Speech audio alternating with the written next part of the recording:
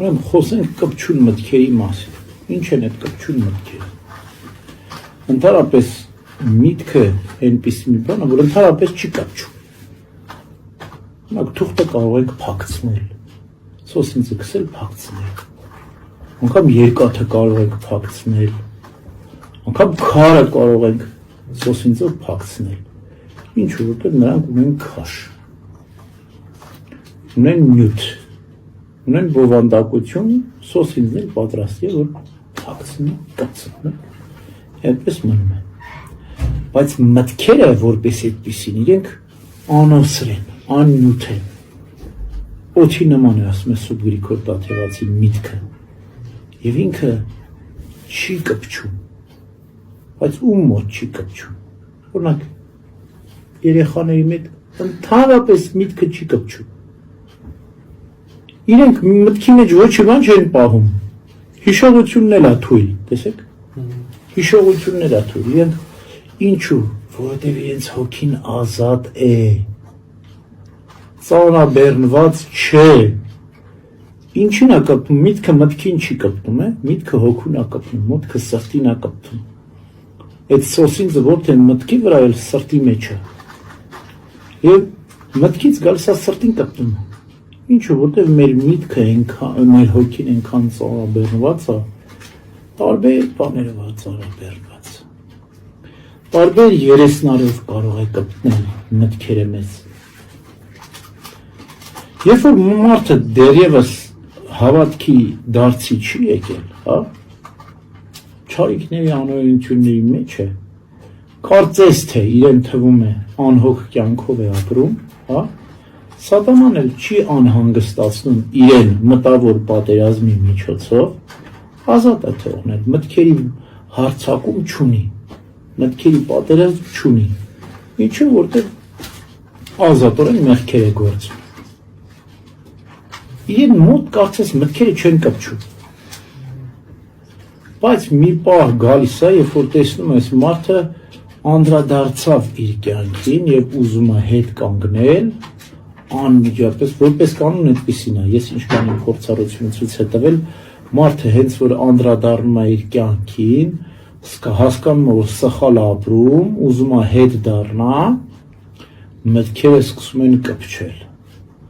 սոսինձը լցնում է, սատանա, հոգու մեջ է լցնում, ինչու, որտև այդ սոսինձը միշտ էլ կար, մեղքերի հիշողությունն է դա, ահռելի մարդը կյանքու ենթագիտակցություն ու հիշողությունը կուտակված բաներում է այստեղ հոգու մեջ։ Քանի դեռ չի անդրադարձել մեղքին, միտքը թրջում է։ Ինքը գիտի անմահ մեղավոր կլինի, անմահ մեղավոր սատանան ամենակ։ Չի լինում այդպես։ Դրա համար երբ Ադամը մեղքը գործեց, անմիջապես կյանքի ծառի ճանապարհը փակեց Աստված, որ անմահ մեղավոր չլինի մարդը, չդառնա սատանայի նման։ Հասկացաք։ Այդպես էլ մարդը ինքնին անմահ մեղավոր է թվում, թրջում է։ Բայց սատանան ասում է դե արի։ Դու ուրեմն չես ուզում ինձ ենթարկվես, հիմա նենց սոսինձը կքսեմ կկպչեմ մտքերդ։ Եվ անմիջապես ծանրանում է մարդու կյանքը։ Մտքերը սկսում են կպչել, տարբեր մարդու մոտ տարբեր տեսակի է լինում այդ սոսինձը, ամեն մարդու յուրովի սոսինձ է քսում չարը, մեկի օրինակ այդքան մեղքերի հետ հակումներ չունի, այդքան գայթակղությունների մեղքերի հետ չունի, բայց ունի հոգսեր, ունի սրտում վիրավորանքներ, որ չի կարողանում այդ հոգսերն ու վիրավորանքները հաղթահարել։ Մեղքերի մեջ այդքան չի ինքը, բայց ունի հպարտություն, որ դառնում է իր սոսինձը։ Այդ մտքերը վերևից գալիս են, իր վիրավորանքները, իր հոգսերը հիշում է ու պատրաստի սոսինձը կպավ։ Ոնց անեն, որ չկպնի։ Հոգսերը պիտի թեթևացնենք, ինչ է ասում, վաղվա օրվա համար հոգս մի արեք։ Ամեն ինչ հանձնեք Տիրոջ։ Մաքրի քո հոգին հիշողություններից, տպավորություններից,